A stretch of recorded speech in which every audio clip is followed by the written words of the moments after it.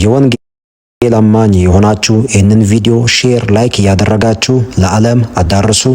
ኢየሱስ በውስጣቸው የሌለ ግለሰቦች በየመንገዱ ኢየሱስ ሲባል ይበሳጫሉ፣ ይናደዳሉ። ምንም ማድረግ አንችልም። ኢየሱስን እንሰብካለን። ወንጌል ያሸንፋል። እሺ ኦርቶዶክስ ወንድሞቻችን ለእናንተ ነው ተዋህዶ ወንጌል ኢየሱስ ሲሰበክ ምንድነው እንደዛ የሚያስጨንቃችሁ? ኢየሱስ ሲሰበክ ወንጌል ሲሰበክ ጭንቅ ይላችኋል። በቃ ሰባኪውን በቃ ልትገድሉት ነው የምትፈልጉ። በቃ ታጋፋላችሁ፣ ትከላከሉት፣ ምናምን ታገላላችሁ። ምንድነው የሚያስጨንቃችሁ? የሚገርም እኮ ነው። ይሄ እኮ የመናፍስት አሰራር እኮ ነው። የኢየሱስ ስም እንዳይጠራ የሚታገለው አጋንንት ብቻ ነው። የኢየሱስ ስም የሚጠላ አጋንንት ብቻ ነው። ስለዚህ ለምንድን ነው ወንጌል ሲሰበክ ኢየሱስ እኮ ነው አዳኝ። እውነት መጽሐፍ ቅዱስ ነው የምታምኑ ከሆነ የእግዚአብሔር ቃል እናምናለን የምትሉ ከሆነ መዳን በኢየሱስ ነው ብላችሁ የምታምኑ ከሆነ ለምንድን ነው ወደ ኢየሱስ ኑ አምልጡ ዋጋ ተከፍሏል ብለው ለሚሰብኩ የምትከለክሉ? ለምንድን ነው? በጣም ታሳዝናላችሁ። ይባስ ብሎ መሐመድን ለሚሰብክ ምንም አትናገሩትም፣ ምንም አትሉትም።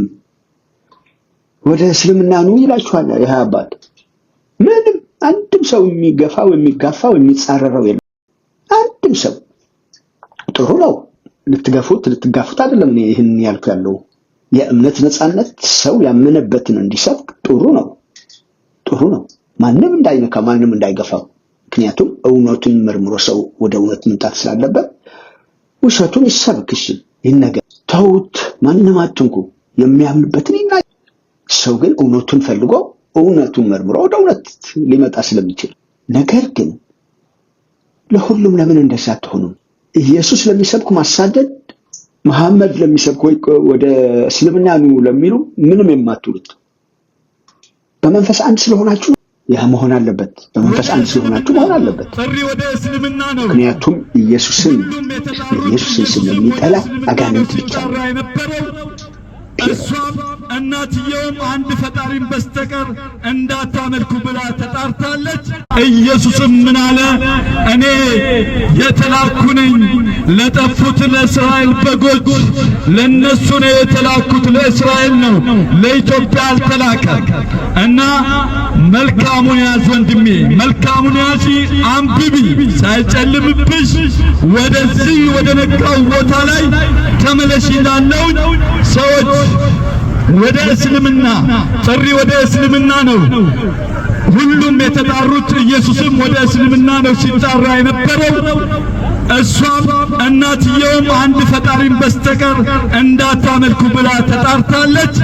ሻሎም ያ ስንሰማው እንደነበርነው ይሄ አባት ኢየሱስም ወደ እስልምና ነው ይጠራ ይላልና ትንሽ ለምናቀው እናቀዋለን። ለብዙ ሰዎች ግን ሊያሰናክል ውሸት ያስተላልፋል ስላለ የማይሆነው የማይመሳሰል የተናገረ ስላለ ትንሽ እንትን ለማድረግ በመሐመድ ጀማሪ የእስልምና ጀማሪ በሆነው በመሐመድና በኢየሱስ መካከል ቢያንስ የ600 ዓመት ልዩነት አለ። ስለዚህ ክርስትና በጌታ በኢየሱስ ክርስቶስ የተጀመረ ሲሆን ማለት ሕይወት በመስጠት በመስቀል ላይ በመሞት የተጀመረው አዲስ ሕይወት ሲሆን መሐመድ የተባለው ደግሞ በ7ኛው ክፍለ ዘመን ከገብርኤል መልእክት ተቀበልኩ ብሎ በዛ መሰረት እስልምና ጀመረ። በዚህ መካከል የ600 ዓመት ልዩነት አለ። እንዴት ብሎ ነው ኢየሱስ ወደ እስላም የሚለው? አንደኛ ኢየሱስ ከጁዳይዝም ውጪ ሌላ ሃይማኖት አያውቅም ነበር። በአይሁድ ሕግ ስላደገ ማለት ነው። ከአይሁድ ቤተሰብ ስለመጣ በአይሁድ መካከል ስላደገ ከዛ ሃይማኖት ሊቀይርም አይደለም ኢየሱስ የመጣ ሕይወት ሊቀይር ነው የመጣው። ሃይማኖት የሚባል ምንም በኢየሱስ ፊት ዋጋ የለውም። እንኳን እስልምና የት እንዳለ የማያውቅ። ምክንያቱም ኢየሱስ እስልምና የሚባል አያውቀው፣ ጁዳይዝም ነበር የሚያውቀው። ጁዳይዝምም ሊያስቀጥለው አይደለም የመጣ ህይወት ሃይማኖት የሚባል ሳይሆን ህይወት ሊቀይር ነው የመጣ። ህይወቱን ሰጥቶ ህይወት እንዲሰጠን ለኛ ነው የመጣው። እንኳን እስልምና እሱ ካረገ ወደ ሰማይ ከሄደ 600 ዓመት ዘግይቶ የመጣ በመሐመድ የመጣ ሃይማኖት አይደለም። ጁዳይዝምም ሊያስቀጥል አይደለም የመጣ። እንኳን የት እንዳለ የማይታወቀው ኢየሱስ ያውቀው የት እንዳለ እስልምና ምናምን የሚባል ያውቀው። ስለዚህ ውሸት የሆነ መልእክት አታስተላልፍ፣ ሰዎችን አታሳስት፣ ለራስህ ተሳስተህ ለራስህ ጠፍተህ ሰዎችን አታጥፋ ፕሊስ። እውነቱ ይህ ነው። እውነቱም እነ መሐመድም ያውቁታል። እውነቱም ቁርአን ላይ ያለ ምን እንደሚል ቁርአን እናውቀዋለን ማለት ነው። ስለ ኢየሱስ ምን እንደሚል ከመሐመድ ይልቅ ራሱ መሐመድ በጻፈው ቁርአን ከመሐመድ ይልቅ ኢየሱስ እንደተጠራ ኢየሱስ ስሙ ብዙ ጊዜ እንደተጠራዛ ኢየሱስ እሱ መሆኑን የእግዚአብሔር ቃል እሱ መሆኑን የእግዚአብሔር እስትንፋስ የሚል እዛ እንዳለ እናውቃለን። እኛም የሆነ ያልበራ ነገር ካለ ለመጽሐፉ ሰዎች ጠይቁ ይላል፣ ለመጽሐፍ ቅዱስ ሰዎች ማለት ነው። ስለዚህ ኮራፕትድ የሆነ መልእክት ይዛችሁ ሰውን አታሳስቱ ፕሊስ።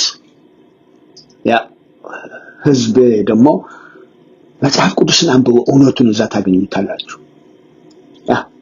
በቃ ይሄ ለማለት ነው የምፈልገው። ብርሃንና ጨለማ ምንም ግንኙነት የላቸውም። ኢየሱስ ብርሃን ነው፣ መሐመድ ጨለማ ነው።